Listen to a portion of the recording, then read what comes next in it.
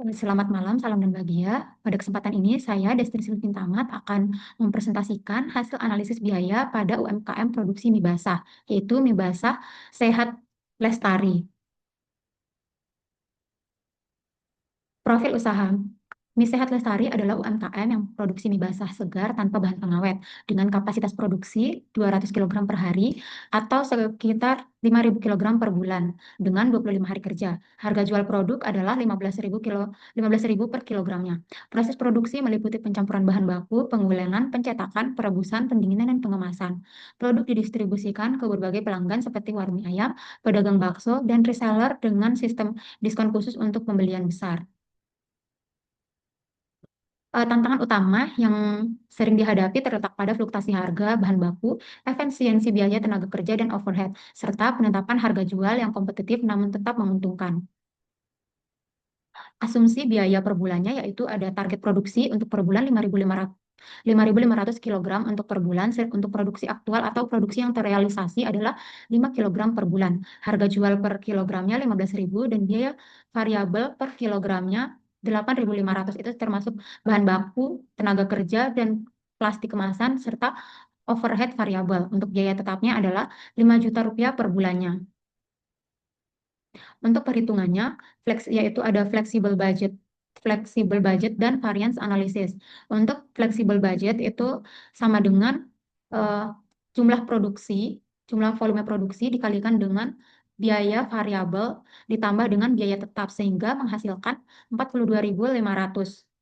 Dan untuk statistik budget itu atau yang direalisasikan itu 5.500 dikali 8.500 ditambah biaya tetapnya 5 juta sehingga menghasilkan 46.750.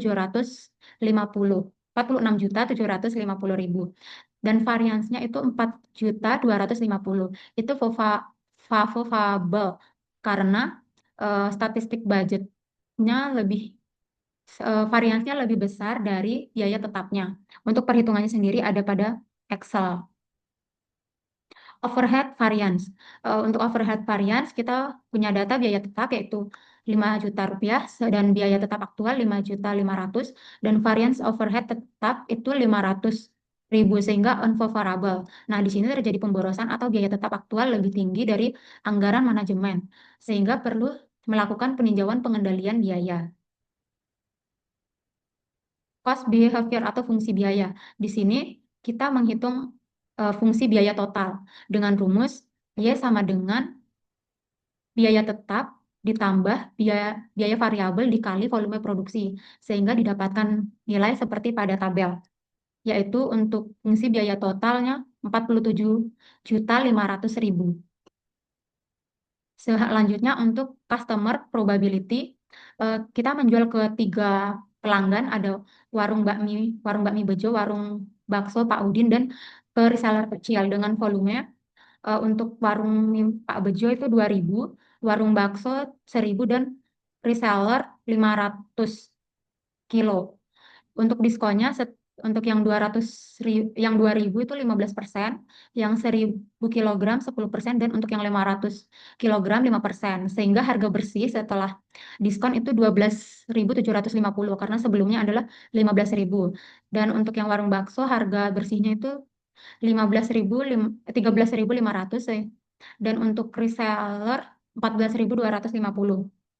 Jadi untuk total pendapatan kita mengalihkan harga bersih dikali dengan volume produksi sehingga didapatkan 25.000 dan biaya kirimnya 200.000, 150.000, 100.000. Untuk biaya variabel ada 17 juta, 8 juta 500, 4 juta 250. Ini biaya variabel didapatkan dari volume per kilogram dikali harga biaya variabel per kilogramnya. Sehingga total biayanya itu sudah termasuk dengan ongkir itu 17.200.